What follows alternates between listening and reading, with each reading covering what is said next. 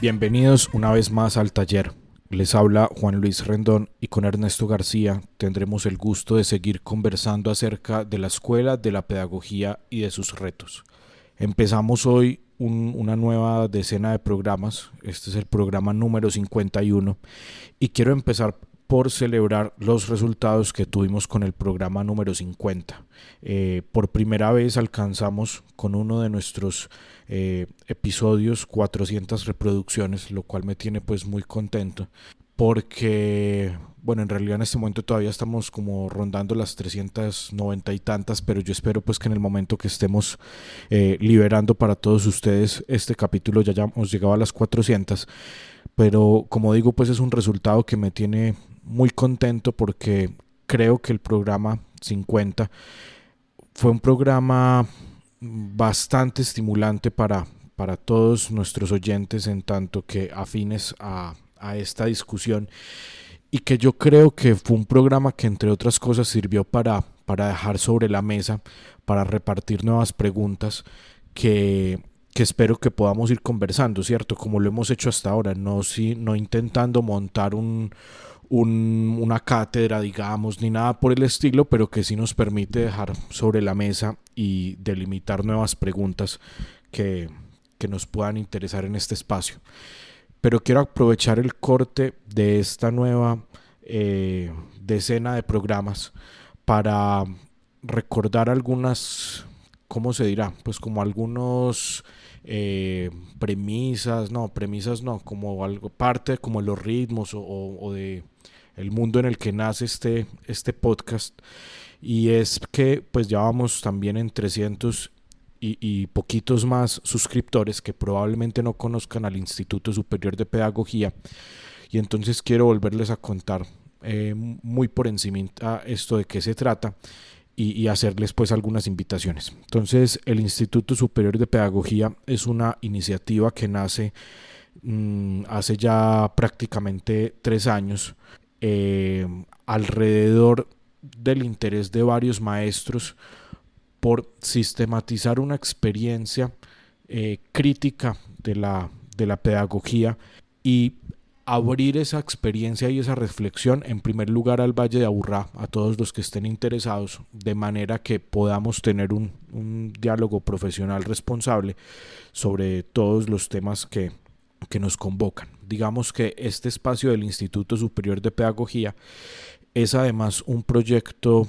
auspiciado, eh, digamos, además financiado y en todo caso sostenido por la Cooperativa para la Cultura y la Educación Internacional Cocultura, que es una cooperativa que tiene ya prácticamente 30 años de trayectoria en el campo de la educación en el Valle de Aburrá, y que digamos que su otro gran proyecto y el primero que existió es el Colegio Gimnasio Internacional de Medellín, que mencionamos pues recurrentemente en este podcast. Aparte de eso, digamos que el instituto ha ido ya publicando y compartiendo ciertos materiales, ciertos resultados, ciertos documentos que también pueden ser de interés para todos ustedes a través de nuestro sitio web pedagogialibertaria.org. Y pues no está de más recordarles que también este podcast sale por dos medios, ¿cierto? Algunos de ustedes nos están escuchando en YouTube y otros nos están escuchando en Spotify. Tengan en cuenta que nos pueden compartir y nos pueden escuchar a través de cualquiera de estos dos canales, el que les resulte más cómodo.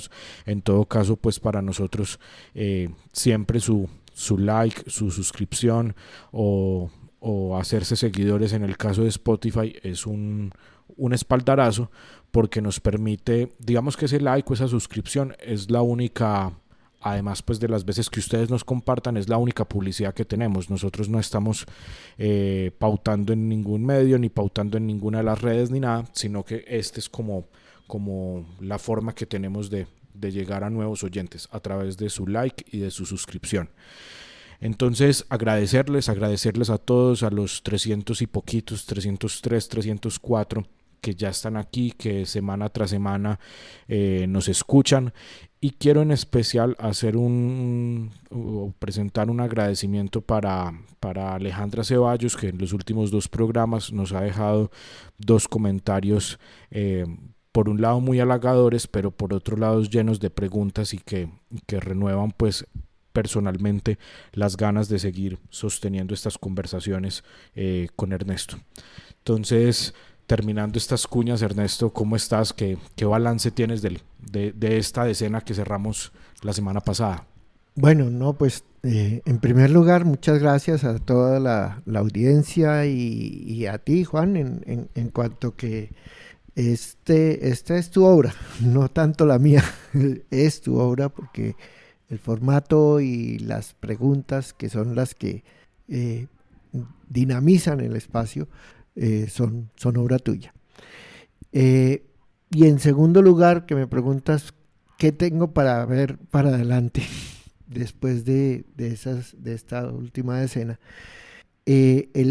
Justamente la conversación con Mauricio hace 8 días eh, puso de nuevo en mi memoria ese momento que hoy día puedo entender fue y es crucial en mi vida, pero también en la tarea de construcción de esto que ya es hoy una realidad, que es el Instituto Superior de Pedagogía.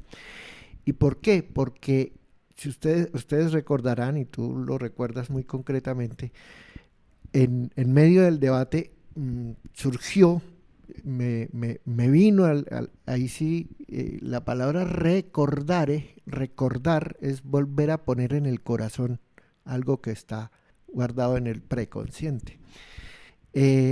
Me trajo de nuevo a ese maravilloso proyecto de nivelación lectora de los niños de sexto grado de Balsáliche, año 94 tal vez, 90, no, 93.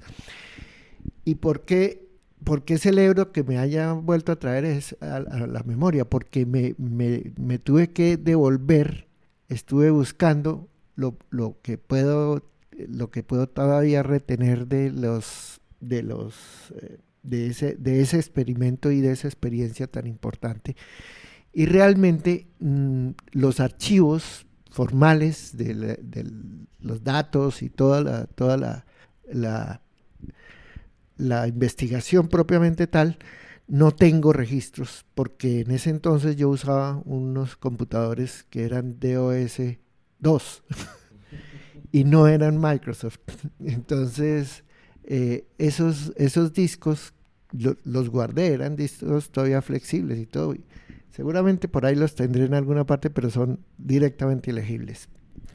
Y, y quedan cosas en papel, pero lo que sí quedó, y es muy, muy importante, y es por lo que invoco la situación que me suscitó el programa pasado, es lo que sí quedó es voy a decirlo así, el resultado teórico más importante del proyecto Balsáliche fue lo que luego en el taller pedagógico en la Asociación Colombiana de Pedagogía vinimos a estructurar y publicamos en agosto, septiembre del 94, un documento, un descubrimiento el documento se llama ¿Qué es la investigación en el aula? Es un documento que yo literalmente no lo recordaba. Yo sabía que lo había escrito hace muchos años, pero incluso ni me acordaba que fue resultado de la experiencia en Balsáliche, del experimento en Balsáliche. El caso es que ese documento lo pude revivir y, como ya tú sabes, estamos próximos a ponerlo en la página web, porque de alguna manera ese documento hoy, 30 años después, lo puedo entender como que es el manifiesto que realmente trae en sí el proyecto Instituto Superior de Pedagogía. Con ese documento estuve trabajando con mis maestros, recuerdo pues concretamente con Alberto Echeverry y con Alberto Martínez Boom y Alejandro Álvarez tal vez, alrededor de cómo tratar de impulsar un movimiento pedagógico basado en la investigación en el aula. Sí, de hecho yo tampoco conocía este texto de Ernesto, sino hasta hace 3, 4 días que me lo puso en las manos. Y de hecho en ese momento le dije: Ernesto, pero usted me hizo trampa todos estos años, porque cómo es que jugó con esta carta tapada todo este tiempo, porque de verdad, como síntesis de muchas discusiones que hemos tenido y de muchas lecciones que en su momento, cuando hacía parte yo del equipo docente del Gimnasio Internacional, eh, tuve ocasión de disfrutar, eh, pues en este texto quedan servidas de una manera pues que a mí me parece que todos los maestros que finalmente accedan a este documento van a ser, pues digo yo, muy, muy afortunados, bien sea para estar de acuerdo y que eso les abra horizontes, o bien sea para tener que formalizar y ordenar argumentos para ponerse en desacuerdo. Yo creo que es un texto que interpela profundamente el rol que tiene el maestro como investigador. Entonces, para que vamos entrando en materia, Ernesto, que ya se nos fue larga esta introducción, quiero poner sobre la mesa una pregunta que probablemente se nos quede apenas enunciada y algunas cositas pues adicionales por temas de tiempo, pero que fue definitivamente lo que me quedé pensando desde la conversación que tuvimos con Mauricio. Y es que ya algunos programas atrás yo decía: hombre, en algún momento se le tienen que acabar a uno las cosas para hablar de la escuela, o sea, claro, habrá que profundizar en todas ellas y es una materia inagotable, pero digamos que las preguntas generales yo creo que ya se nos está quedando que barrer. Y sin embargo, en la conversación con Mauricio me resultó una que yo creo que va a ser muy interesante. De hecho, eh, pues me da tristeza un poco que vaya a ser un programa tan corto, pero bueno, y es la pregunta por esa, voy a decir, por desprezar el currículo, ¿cierto? Que Ernesto me decía: oiga, usted tiene una carga en todas estas preguntas, y es que está pensando en que existe la clase de literatura y que ahí es donde ocurre literatura y no ocurre en ningún otro espacio, ¿cierto? Y Ernesto me decía: eso es una cosa que hay que pensar, o nos decía: eso es una cosa que hay que pensar, no necesariamente desechar, pero que no puede ser pues olvidada o ignorada por los maestros. Entonces me llamaba la atención porque solo 50 programas más tarde vengo a caer en cuenta de que eso es algo importante, y ahora y pensándolo pues caía en cuenta, o sea, llevamos, yo qué sé, 400 años de historia de la escuela, más o menos pues como ininterrumpida, ¿cierto? Como con el desarrollo de una sola institución que se ha venido pues relevando unas formas a las otras. Y si hay algo que prácticamente no se ha puesto en duda, según lo que yo he conocido, es eso de que hay clase de aritmética, clase de lectura y escritura, hay clase de historia, etcétera, etcétera. Y sí, ha habido mucho debate. Me mantengo en el verbo de expresar, por qué está en la cabeza de ese organismo expresado, si lo más importante es la lectura y la escritura, si lo más importante es la matemática, si lo más importante es esto o aquello. Pero en general, esa idea de que el currículo es un cuerpo que hay que expresar, poco se ha puesto en duda, digamos, y los experimentos que se han hecho, pues según lo que yo he leído, pues sí han sido más bien marginales. Entonces hablemos un poco sobre esa duda, Ernesto, que sembrabas en el programa pasado respecto a esa ultra especialización del currículo y las clases. Bueno, no, en realidad ese tema es para mirarlo desde varios ángulos.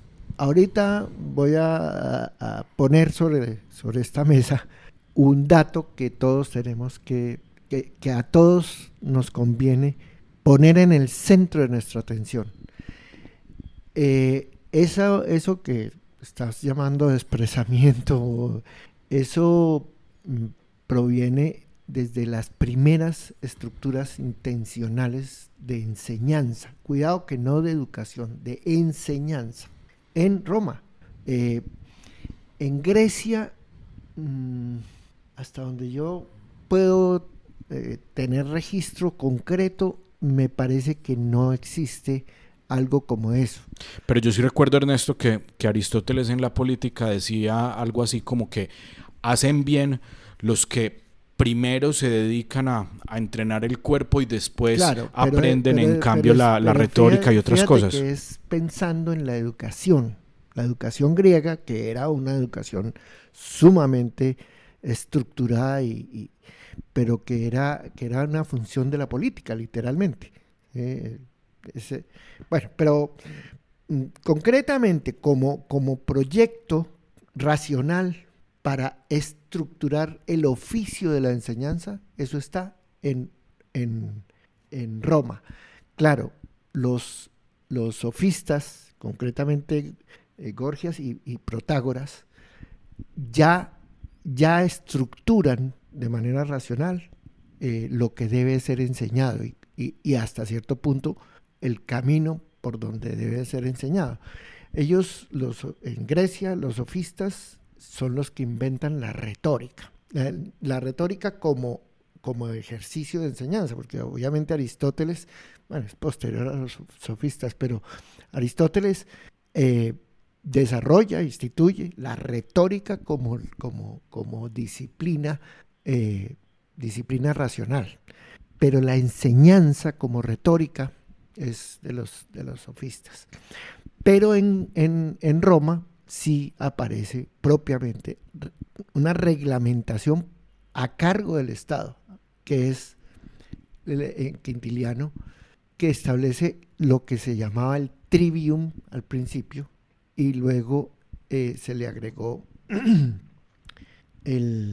las artes liberales, y entonces se volvió el currículum, ¿sí? Que era la condensación de la carrera que hay que hacer para llegar a tal cosa. Ese trivium era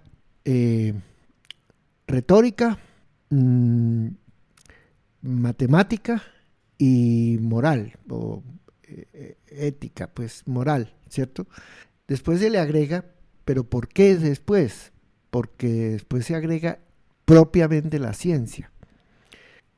Pero la ciencia en su desenvolvimiento, en su crecimiento, sobre todo a partir de lo que Cassirer llamó la emancipación de las ciencias particulares, y concretamente el siglo XIX, esa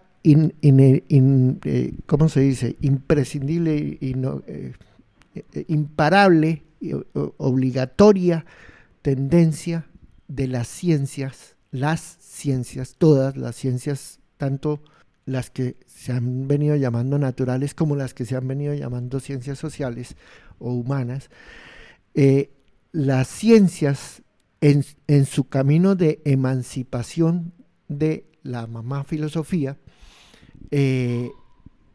tienen necesariamente vocación de especialización, de ultra especialización. En la medida en que tu ciencia está al servicio de un objeto, siempre será posible concentrar la atención en una partecita del objeto y así sucesivamente.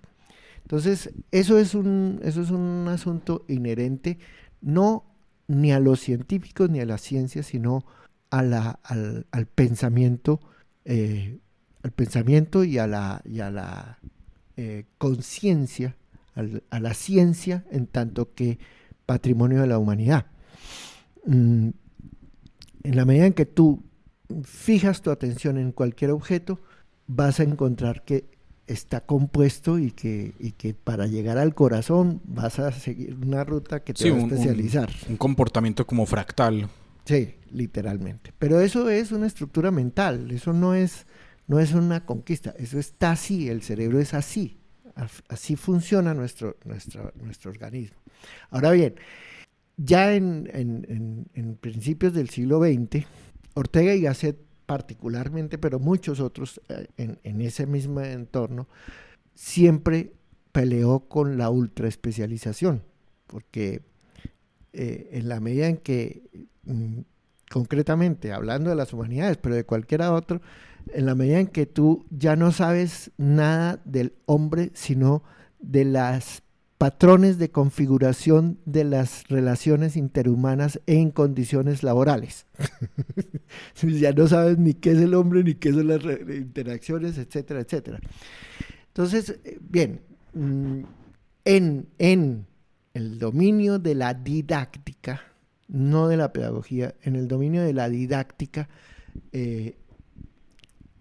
esa ultraespecialización, esa ineludible tendencia a la especialización de las ciencias dio lugar a fronteras, a delimitaciones que no son ni arbitrarias ni relevantes a la hora de enseñar la disciplina de que se trate, cualquiera que sea la disciplina. Entonces, si consideramos que el currículo tiene que enseñar a leer, eso fuera de discusión, leer y escribir. Y cuando digo leer y escribir, ya sabemos, no es enseñar el alfabeto, sino leer lo escrito y lo por escribir, y escribir todo lo que consigo reflexionar. Más o menos es todo el asunto. Tiene que enseñar las matemáticas. Al principio de la escuela moderna, tenía que enseñar el catecismo, y ya muy pronto, a los 12 años, ya se acababa la escuela básica, y tu destino era escuela de oficios, y entonces en los oficios cada oficio definía su propio currículo también. O si no, entonces ibas al mundo de la academia, y entonces tenías que aprender latín, griego y filosofía y teología, ¿sí? Entonces, pero en la medida en que las ciencias se emancipan, entonces ya tú no estudias tanto filosofía, sino que lo que antes le dedicabas a filosofía y a retórica, ¿sí? Lo divides en física o en ciencia y literatura, y no es ni gratuito ni relevante, no son ni gratuitas ni relevantes las fronteras. Lo que la experiencia, para ya ir cerrando el día de hoy, que no tenemos mucho más tiempo, lo que la reflexión contemporánea en didáctica, el estudio de la didáctica nos pone en guardia es: hay un límite a la especialización en el tiempo de la enseñanza. Ahora bien, nadie tiene, creo yo, hoy autoridad suficiente, autoridad efectiva para determinar cuáles son los límites. Los gobiernos, cuando los gobiernos se pretenden reglamentar el oficio de enseñar, los gobiernos se arrogan la autoridad, y de alguna manera pues tienen que incluir un orden, pero hoy día, más que la autoridad ministerial que establece los lineamientos curriculares y los campos mínimos, las intensidades mínimas que deben tener las asignaturas, etcétera, más que eso, quien hoy nos impone las delimitaciones de las didácticas que llamamos didácticas especiales es toda la parafernalia de las pruebas objetivas. Alguna vez aquí estuvimos hablando de la importancia de las pruebas. Hoy día quien de verdad impone esas fronteras son las pruebas PISA. Y las pruebas PISA, como las pruebas saber, etcétera, etcétera, todas sus escalas, sus servidores. Las pruebas PISA y todas las pruebas de evaluación censal de resultados están más determinadas por las demandas de la estructura productiva que por las demandas epistemológicas del desarrollo de las disciplinas. La tarea del maestro volvemos a decir, no del maestro individualmente considerado, la tarea de las instituciones escolares, de los equipos docentes, respondiendo al público, y el público es el que tenemos, no es el público del medioevo ni el público latino, es el público que vive en este siglo, y este siglo es como es. Y tampoco es el público futuro, deseado, claro, un público inventado, inexistente. De una sabiduría absoluta, de una paz y una convivencia sin fisuras, no existe. ¿Sí? Eso es una idea falsa de falsedad absoluta. Entonces, en nuestro caso, pues el caso de la pedagogía libertaria, que ha puesto todo el currículo alrededor del mandato herbartiano, de la emancipación, es decir, la estructuración de un sujeto auténticamente autónomo y soberano de sí. La emancipación no es no depender de los otros, sino ejercer soberanía sobre sí mismo. Eso, de acuerdo con esa postulación, que sería la virtud, como dice Herbart, virtud es el fin que conviene a la totalidad de la escuela, de la pedagogía, ¿sí? Es el fin que conviene a la totalidad del trabajo pedagógico. Si ese es el fin, entonces hay que llenarlo de contenidos operativos. ¿Y cuál es el camino que en el mundo de hoy un bebé totalmente dependiente, un neonato que no tiene ni voluntad, ni palabra, ni dientes?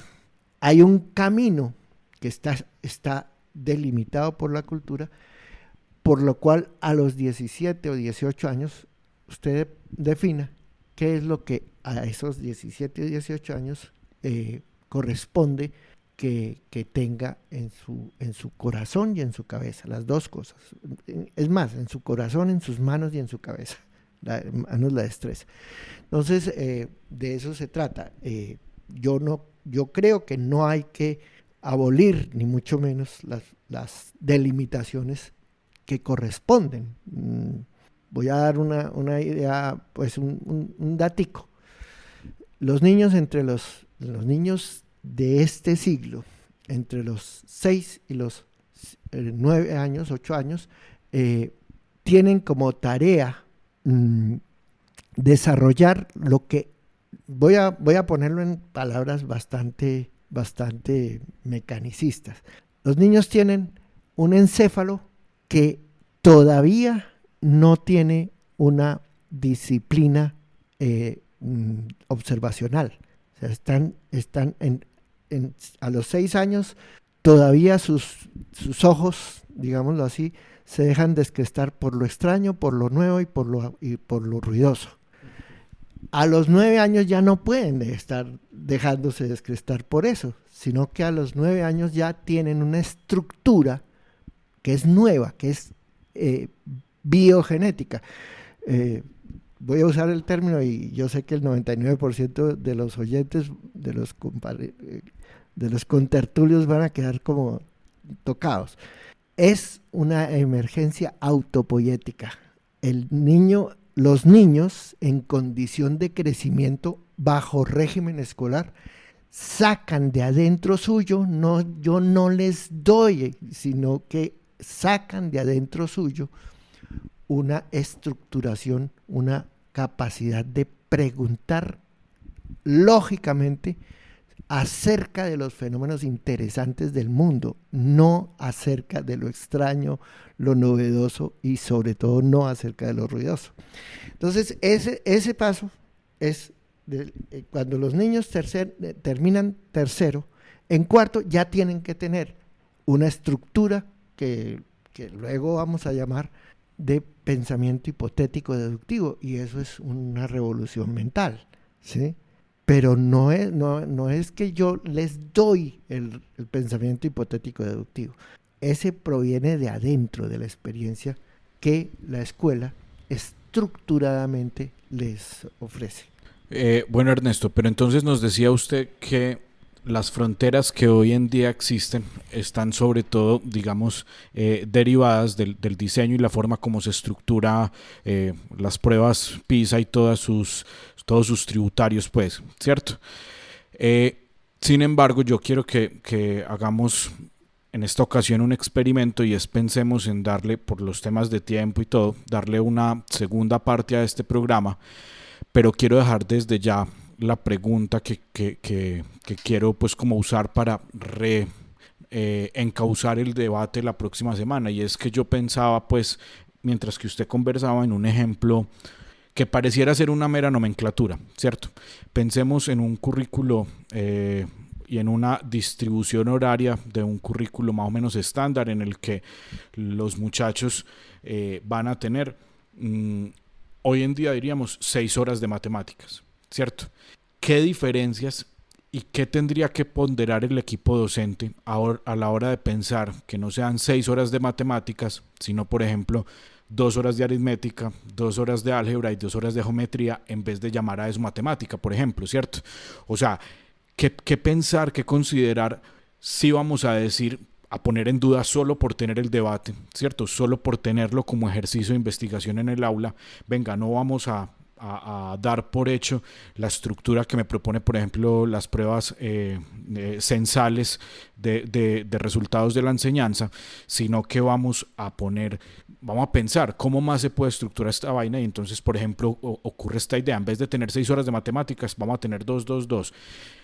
¿Qué es lo que hay que considerar? ¿Qué es lo que hay que pensar? Lo que el maestro debe tomar para poder formular una hipótesis que sea plausible para mover esas fronteras, o el Estado cuando se trate, pues, por ejemplo, que el Estado quiera regular ese tema. Entonces, la quiero dejar ahí sobre la mesa y que en esta ocasión hagamos el experimento de tener una segunda parte, a ver cómo nos sale. Entonces, no siendo más, recuerden compartir, dejar el me gusta y de nuestra parte, pues nuevamente agradecerles, y esperamos que este programa tenga una respuesta similar o mejor a la que tuvo el programa número 50, y los esperamos el próximo martes con una nueva pregunta para labrar.